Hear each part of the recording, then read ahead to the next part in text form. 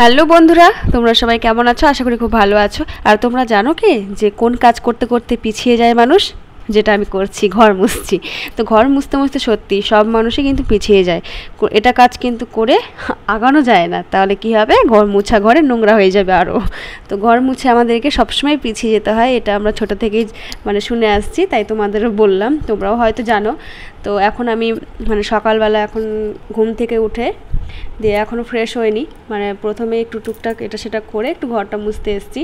যে ঘর আমরা কিন্তু সকালের দিকেই ঘর মুছে, অনেকে একটু বেলা হলে তারপরে ঘর মুছে, কিন্তু আমার এটা বিরক্ত লাগে বেলা হয়ে গেলে আমি যত তাড়াতাড়ি পারি একটু কাজটা আগে করার চেষ্টা করি। তো এখন আমি বাড়িঘর সমস্ত মুছে নিচ্ছি, তারপরে আমি পরে অন্যান্য কাজগুলো করব।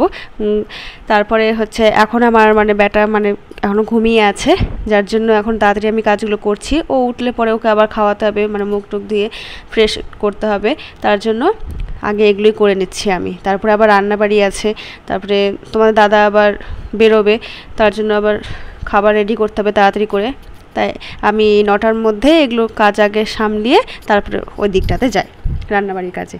তো এখন ঘরটার মোছা হয়ে গেল প্রায়, এখনও ভেজা আছে, এখন বাইরে আর যাবো না, পা মুছে চলে এসেছি। দেখো তোমাদের সোনা, ছোট্ট পুচকু সোনা কী করে ঘুমাচ্ছে। আমি মশারিটা খুলে দিলাম যে একটু গরম লাগছে বলে।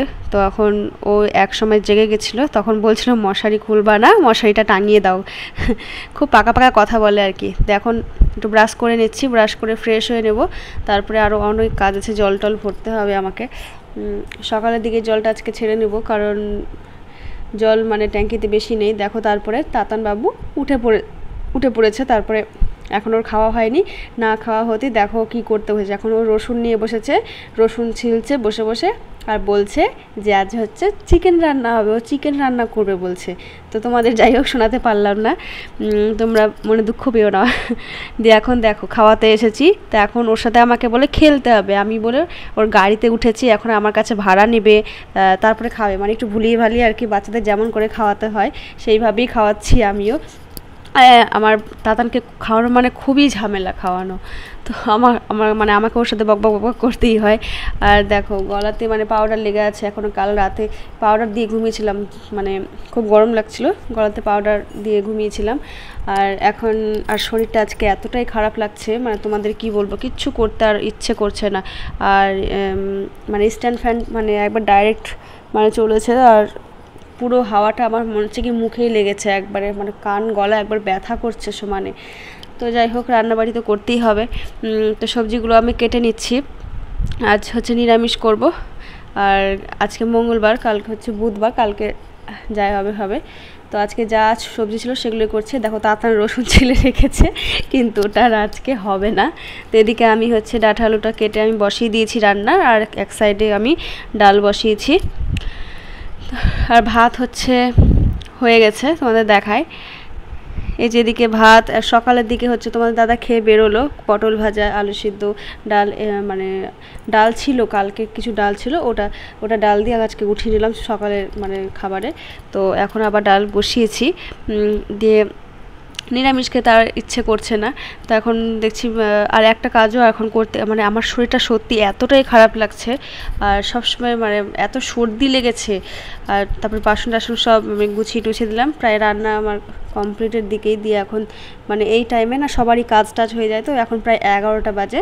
তো এখন সবাই আমাদের ডাইনিংয়ে এসে একটু বসে গল্প টল্প করে, আমরাও একটু বসি গল্প করি।